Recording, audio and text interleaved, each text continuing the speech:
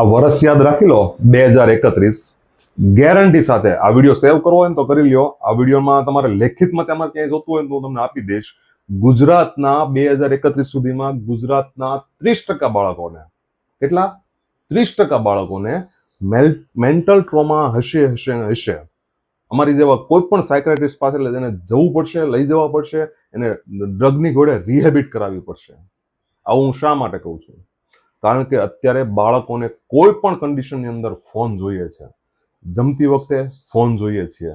માતાઓને કામ હોય ત્યારે ફોન આપી દે છે. પિતા સાંજે આવે, ઘરે આવે છે થાકીને, બાળકો સાથે વર્ક કરવાનું હોય, બાળકો સાથે વાતચીત કરવાની હોય, બાળક સાથે રમત કરવાની હોય, એની જગ્યાએ ફોન લઈને બેસી જાય છે. માતાઓ ફોન લઈને બેસી જાય છે. દાદા દાદી ફોન લઈને બેસી જાય છે. બાળક શું કરશે? બાળક પણ ફોન લેશે. 2031 5 વર્ષ પછી ગેરંટી સાથે તમને કહું, તમારા બાળકને તમારે ડ્રગ્સ છોડાવવા માટે જે ડિહેબિલિટેશનમાં જવું પડે છે ને, એવી રીતના ફોનની લત છોડાવવા માટે તમારે લઈ જવું પડશે. 10 દિવસ પહેલા મારી પાસે એક કેસ આવ્યો છે. બાળકને હેલ્ધી ખવડાવે છે, ફૂલ હેલ્ધી ખાવાનું ખવડાવે છે, બહારનું ખવડાવતા નથી, કોઈ વસ્તુ નથી બહારની આપતા, છતાં પણ બહુ કોન્સ્ટિપેશન રહી છે. એમનું મેં પેટ એડું એટલું કડક હોય છે ને કે એની કોઈ સીમા નહીં. પહેલો જ સવાલ મારો હતો કે તમે તમારા બાળકને જમતી વખતે ફોન આપો છો? એમનું માતાનું કેવું હતું કે હા હું આપું છું, નકર એ જમતું નથી. બસ આ એક આદત તમારા બાળકની જિંદગી બરબાદ કરી નાખવાનું છે.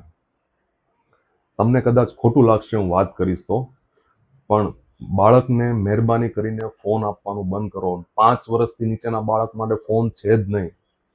તમે એને આપીને એમનું ભવિષ્ય ખરાબ કરો છો. 5 વર્ષથી નીચેના બાળકને જો તમે ફોન આપશો ને, એટલે એ એની લાઈફમાં, જિંદગીમાં કોઈ પણ કન્ડિશનમાં આગળ નહીં વધી શકે. બુદ્ધિ ક્ષમતામાં 0, સમજ ક્ષમતામાં 0, નોલેજની અંદર 0, કોઈ પણ કન્ડિશનમાં એ આગળ નહીં વધી શકે. બાળકને ફોન આપવાનું બંધ કરો. બાળક ફોન વગર ખાતું નથી તો એમને ભૂખું રહેવા દો. ભગવાનના એવા આશીર્વાદ છે કે બાળક 20 દિવસ સુધી ના ખાય ને તો પણ એને કશું નહીં થાય, એનો સ્ટેમિના એમનેમ જ રહેશે. માટે કહું છું, તમારે તમારા બાળકને જો ભવિષ્ય બનાવવું હોય તો ફોન આપવાનું બંધ કરી દો. જય શ્રી કૃષ્ણ, જય આયુર્વેદ.